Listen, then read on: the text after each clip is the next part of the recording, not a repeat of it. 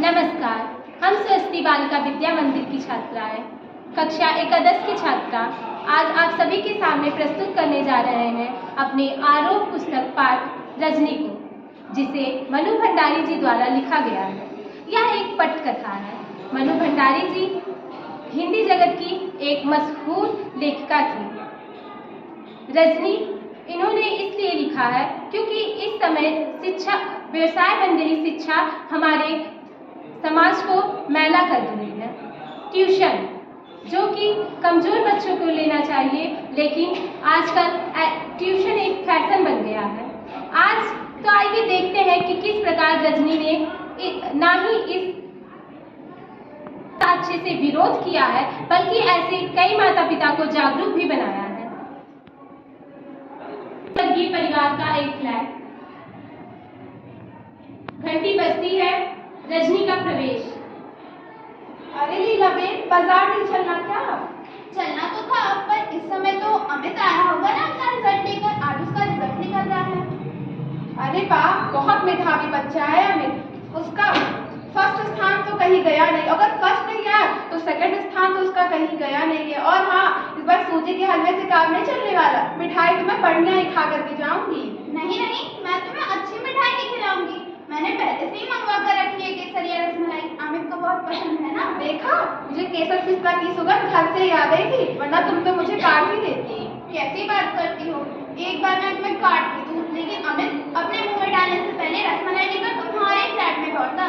मैं कोई भी चीज घर में बनाऊं या बाहर से लाऊं, अमित जब तक तुम्हारे भोग नहीं लगा देता हम लोग खा थोड़ी ही सकते हैं। रजनी आंटी तो हीरो है उसकी।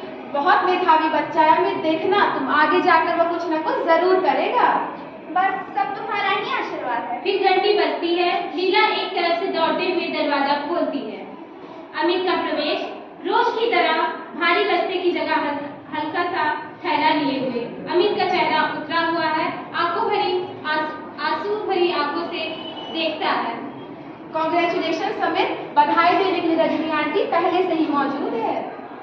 लो देखो क्या हुआ मेरे रिजल्ट का। मैंने कितनी बार कहा था कि मैथ्स में भी मेरी ट्यूशन लगवा दीजिए, वरना मेरा रिजल्ट खराब हो जाएगा। बस वही हुआ। मैथ्स में तो पूरे नंबर बन सकते हैं, रिजल्ट 1 बिगड़ सकता है। पर तू तो अपने सारे सवाल ठीक करके आया था। यहाँ अगर पापा के सामने तो फिर से किया था अपना सारा पेपर, सब तो ठीक था। तेरे पापा ने नहीं कहा था कि 4-5 नंबर भले ही काट ले, सफाई के, लेकिन 95 तो तेरे पक्के हैं। पर मिले तो कुल 72 ही है। हिंदी में 95, इंग्लिश में 78, सबसे कम मैथ्स में ही। कम तो होंगे ही ना। सर तो बार बार कहते ही थे कि ट्यूशन कर लो, वरना फिर रह जाओगे। बस वही हुआ। पर तुझे अंग्रेजी को लेकर थोड़ी परेशानी थी, सो अंग्रेजी में तो करवा दी थी तेरी ट्यूशन। अब 2-2 विषयों की ट्यूशन, फिर लंबी चौड़ी फीस। बेटे, पर यह तो अंधेर ही हुआ कि सारा पेपर ठीक हो, फिर भी नंबर काट लो। रोएगा नहीं अमित, जानता है रोने वाले बच्चे रजनी आंटी को बिल्कुल पसंद नहीं है। तो तू मेरा सवाल का जवाब दे। स्कूल जाने से पहले दोस्तों या पापा से तो पेपर की फिर से नहीं देख लिए थे? नहीं, जो भी तो आकर कर दिए थे, हमको आते थे वो सारे सवाल। मैथ्स के सर कौन है? मिस्टर पाठक। कितने बच्चे ट्यूशन लेते हैं उनके यहाँ? 22 बच्चे? तो फिर तू रो क्यों रहा है अमित? चल माँ से बात कर। हाफ ईयरली में तो इसके 96 नंबर आए थे। इसी ने बताया था कि क्लास में सबसे ज्यादा है। उसके बाद भी कहते थे कि ट्यूशन लो। कॉपी लौटाते हुए तो कहा था कि तुम्हारे नंबर तो अच्छे आए हैं, पर यह तो हाफ ईयरली है। अगर ईयरली में भी पूरे नंबर चाहिए तो फिर ट्यूशन लेना शुरू कर दो। पर मैंने जब भी बार मम्मी पापा से कहा तो बार बार यही जवाब, मैथ्स में तो तू वैसे ही अच्छा है, क्या करेगा ट्यूशन लेकर। तो जब तू जिन विषयों में वैसे ही इतना अच्छा है, उसमें ट्यूशन लेने की क्या जरूरत है? ट्यूशन तो कमजोर बच्चे लेते हैं ना। आप जानती नहीं आंटी, अच्छे बुरे की बात नहीं है। जब सर कहें और बार बार कहें तो लेनी ही होती है ट्यूशन, वरना तो फिर नंबर कम हो ही जाते हैं। पर ट्यूशन तो कमजोर बच्चे लेते हैं ना। तो जिन विषयों में वैसे ही इतना अच्छा है, उसमें ट्यूशन लेने की क्या जरूरत है? और ट्यूशन ना लेने पर वो तुम्हारे नंबर काट रहे तो उसमें सर की बदमाशी है। तो सर से जाकर लड़, मम्मी से लड़ रहा है। चलो पियो सिकंजी, देखता नहीं वो कैसे पसीना पसीना हो रहा है। और कल आप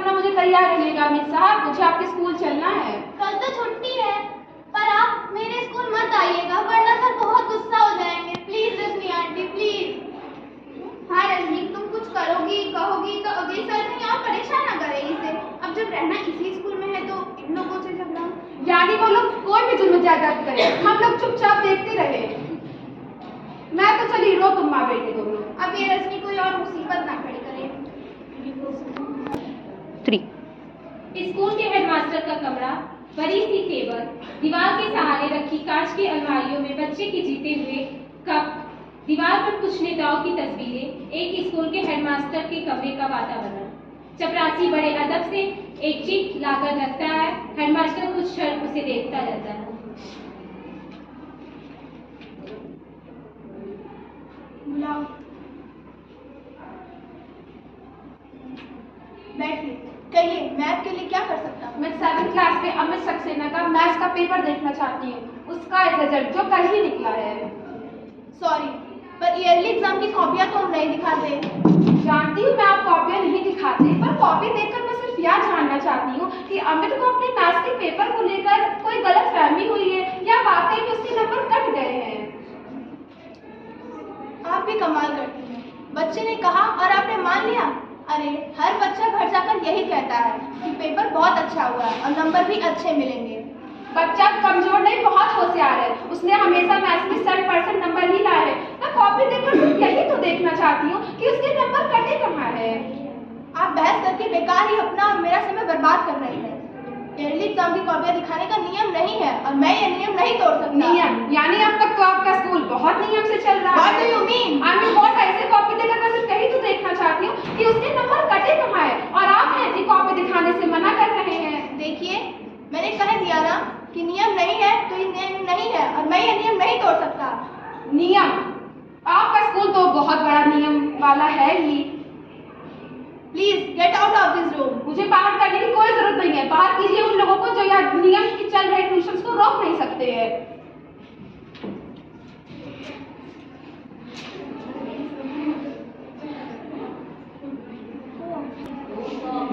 रजनी का फ्लैट, शाम का समय, घंटी बजती है। रजनी आकर दरवाजा खोलती है। पति का प्रवेश, उसके हाथ से ब्रीफ केस लेती है। तुम आज दिन में कहीं बाहर गई थी क्या? हाँ, तुम्हें कैसे मालूम? फोन किया था, एक फाइल रह गई थी, सोचा चपरासी को भेजकर मंगवा लूं, पर घर पे कोई हो तब ना। तुम फोन किए थे और जिसकी फाइल के बारे में मुझे कुछ पता भी नहीं है और मुझे घर होना चाहिए, ये कौन सी बात हुई? वैसे गई कहाँ थी तुम? सावित्री विद्या विहार। सावित्री विद्या विहार? वहाँ किस लिए गई थी? चाय लेके आओ फिर बताती हूँ।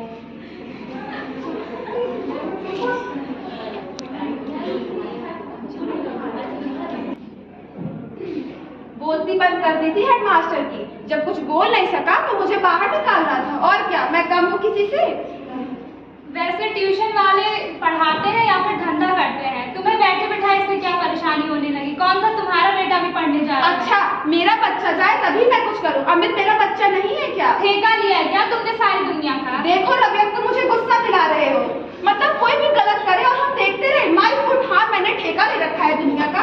चढ़ा दिया ना सूली पर।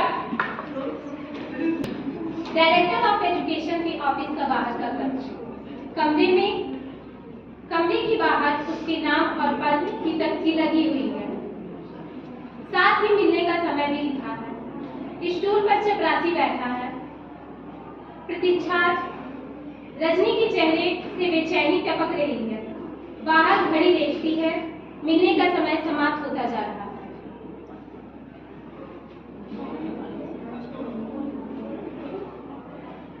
उनके मिलने का समय है, ना जाने कहाँ बिजी रहते हैं।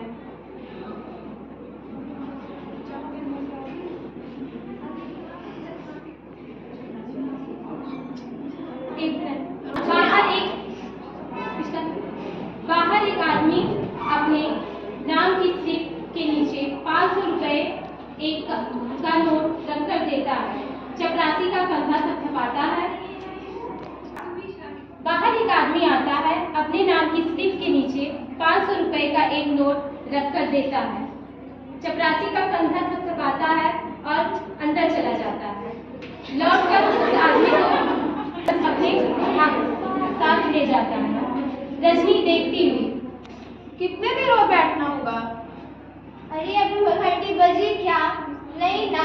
साहब बुलाए क्या? नहीं ना। तभी बैठो ना। पर ये तो लोगों के मिलने का समय है, ना जाने कहाँ बिजी रहते हैं। अरे वे किधर को जाता? अरे आपको तो स्लिप भेज कर भीतर आना चाहिए। स्लिप तो घंटों तक आपकी चपरासी के जेब में पड़ी रही और शायद 2-3 दिन तक पड़ी भी रहे। ये क्या कह रही हैं आप? क्या आपको ऐसी सादी बात समझ नहीं आई? ये भी मुझे आपको ही समझाना होगा। खैर अभी छोड़िए, मैं आपसे किसी और काम से मिलने आई हूँ। कहिए। देखिए, मैं स्कूल, खासकर प्राइवेट स्कूलों के आपसे रिलेशंस के बारे में कुछ जानकारी इकट्ठा कर रही हूँ। कोई रिसर्चिंग प्रोजेक्ट है क्या? हाँ। Very interesting subject. हाँ, कुछ ऐसा ही समझ लीजिए। कहिए, क्या जानना चाहती हैं आप? जिन्हें स्कूल को आप रिकॉग्नाइज करते हैं उन्हें शायद बोर्ड 90% ग्रांट देता है। जी हाँ, देता है। बोर्ड का तो काम ही शिक्षा का प्रचार प्रसार करना, जितना हो सके उनकी सहायता करना। It's our duty ma'am. हाँ, तो अगर इतना बड़ा कंट्रोल है तो आपका तो कोई कंट्रोल होता होगा ना ऊपर। ऑफ कोर्स, बोर्ड के बहुत से नियम है जो स्कूलों को मानने पड़ते हैं। सिलेबस बोर्ड बनाता है। पर स्कूल में जो आजकल ट्यूशन क्या लोगों को लूटने का जो धंधा चला है उसके बारे में आपका बोर्ड क्या कर रहा है? इसमें धंधे की क्या बात है? जब किसी का बच्चा पढ़ने में कमजोर होता है तो उसके माँ बाप ट्यूशन लगवाते हैं।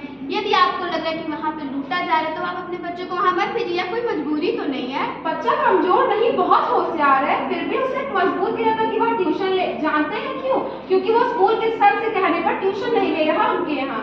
अब आप ही बताइए, इसमें बच्चा क्या करे? Very sad. हेडमास्टर को एक्शन लेना चाहिए था टीचर के खिलाफ। वाह, आप कहते हैं हेडमास्टर को एक्शन लेना चाहिए? हेडमास्टर कह रहा है मैं कुछ कर नहीं सकता है, तो फिर करेगा कौन? ये क्या कह रही हैं आप? आपको समझ में नहीं आया? देखिए, हमारे पास बहुत से काम रहते हैं। अभी कुछ पिछले 6 महीने पहले हमने नई शिक्षा प्रणाली को लेकर एक सेमिनार ऑर्गेनाइज किया था। अरे उस नई शिक्षा प्रणाली को अभी रोकिए, पहले इसको तो रोकिए, वरना जो आपकी नई शिक्षा प्रणाली ना छंदर गड्ढे में चली जाएगी। देखिए, आप पहली व आखिरी महिला जो हमारे पास इस तरह की शिकायत लेकर आई। अच्छा, शिकायत है तभी आप कोई एक्शन लेंगे? मैं आपके पास शिकायत का ढेर लगवा हाँ, देखते किसी अखबार का दफ्तर कमरे में संपादक बैठे हैं, साथ में 3-4 स्त्रियां और भी बैठी हैं। आपने तो इसे एक आंदोलन का रूप दे दिया। बहुत अच्छा किया। शिक्षा की इस क्षेत्र में फैलती हुई इस दुकानदारी को बंद ही करना चाहिए। आप भी महसूस करते हैं ना ऐसा? तो फिर दीजिए हमारा साथ। अगर अखबार वाले किसी इशू को उठा ले तो वह बात एक की नहीं सबकी हो जाती है। और कम से कम कोई माँ बाप बच्चों को फोर्स तो नहीं करेंगे कि वो ट्यूशन ले। बस मैं समझ गया आपकी इस तकलीफ का कारण आपका ये गुस्सा। जी, ये हुई ना बात।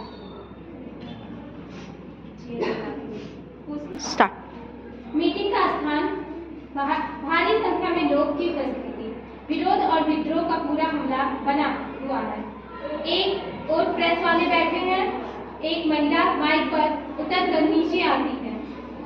हाल में तालियों की गड़गड़ाहट अब मंच पर रजनी माइक पर आती है। नमस्कार भाइयों और बहनों, इतनी बड़ी भीड़ देखकर मैं बहुत प्रसन्न हूँ कि आप सब मेरे इस आंदोलन में मेरे साथ हैं।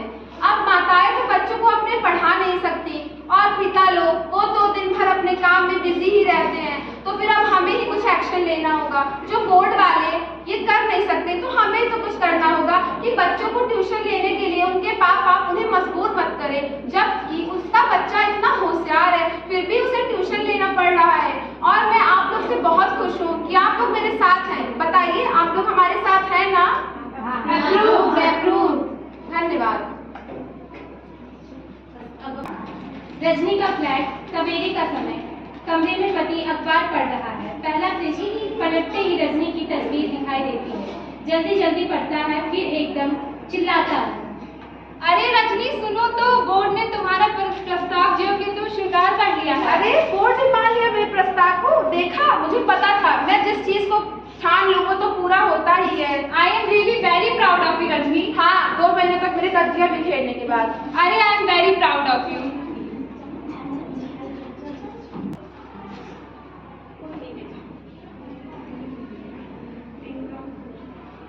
उस दिन जो तुम्हारी रसमलाई रह गई वो आज खाओ। अरे कॉन्ग्रेचुलेशन। थैंक यू आंटी, आपकी वजह से